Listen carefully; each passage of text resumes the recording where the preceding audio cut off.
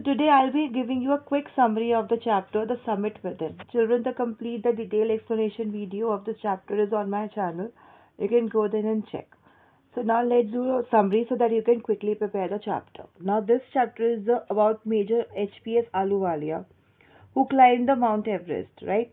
Now he is expressing how he felt as he stood at the summit of the Everest. Despite the physical exhaustion, despite the tiredness of the body, the serene view made him feel multiple emotions. The dominant, which was humility. Now, after reaching till here, also, he was feeling that he is not better than others. Okay, so he was quite humble at that time as well. He believes that a man who has been to the mountains is never the same before. Everything is changed because after so much hard work, after so many days of hardship, now the person, after getting such a success, the person is not the same before.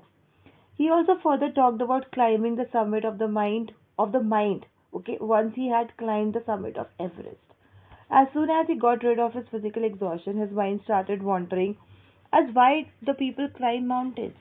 So most people would simply say because it is there. But the author had a more personal answer to this question. He says, because I was always been fascinated by the mountains since my childhood and would get miserable on being away from them. He also mentions how the obstacles in climbing a mountain are physical. Now, this physical climb to a summit means endurance, strength, persistence. Persistence means continuing that hardship, and then willpower, a willpower that you can do it, right? He talks about another question is that why Everest? Simply because it's the highest and mightiest. No wonder how difficult the passage is upwards, the sense of fulfillment, excitement, joy, and satisfaction while standing on the top of the summit is incomparable, no matter how hard the journey towards the top is.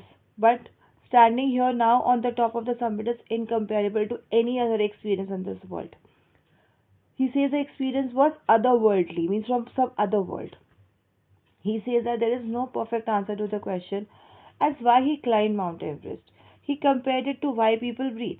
So he said this was as important to me to climb the Everest as it is very important for the person to breathe, to survive. Okay. So he explains how fellow climbers help each other in fulfilling this conquest. Now, because it is a team effort, you can't climb alone. This is a team effort. So he is also explaining how his fellow climbers helped him reaching here. Fellow climbers have left records of help without which they would have given up.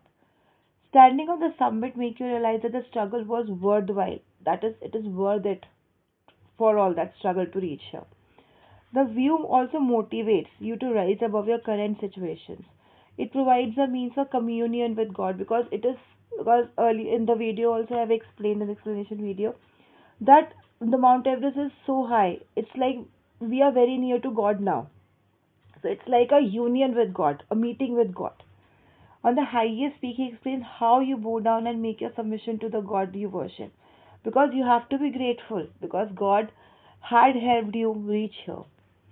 Then he also explains the physical climb. He explains that physical climb was much harder, yet more rewarding, but internal journey of self-discovery and spiritual growth. Like there was some internal summit also was going on within him. So he tells how that internal journey of self-discovery and spiritual growth had conquered him. Okay.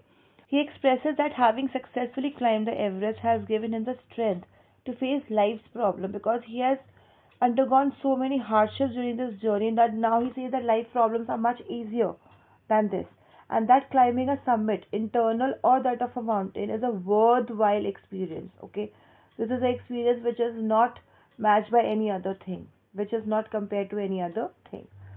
So here I come to the end of the summary. Thank you.